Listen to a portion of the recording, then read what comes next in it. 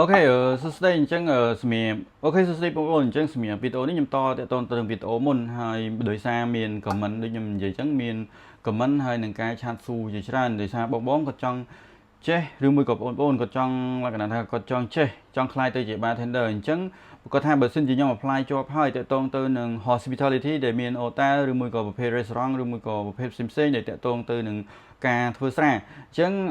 តែគាត់ចាប់ផ្ដើមដំបូងគឺធ្វើឲ្យជាទូទៅខ្ញុំឲ្យ advice គឺយើងត្រូវ ready ជាមួយនឹងការងារហ្នឹងទីមួយគឺយើងយកចំណេះដឹងរបស់យើងដែលមាននៅខាងក្រៅ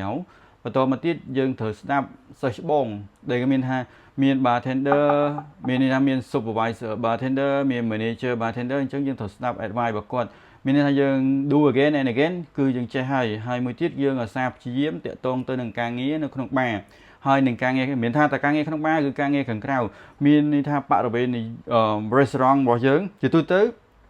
បារគឺតាក់ទងទៅនឹងភោជនីយដ្ឋានអញ្ចឹងយើងត្រូវមានន័យថាយើងត្រូវ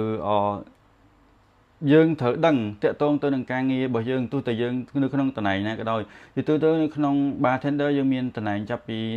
មានន័យថាចាប់ពី bar ធម្មតាមានន័យថាពុះជា bar ធម្មតាគេហៅ supervisor បន្ទាប់មកបានមានmanager អញ្ចឹងយើងត្រូវស្ដាប់យើងត្រូវរៀនយើងត្រូវនេះពីគាត់ទាំងអស់អញ្ចឹងអាហ្នឹងសម្រាប់ក្នុងវីដេអូនេះខ្ញុំបង្ហាញតែប៉ុណ្្នឹងទេ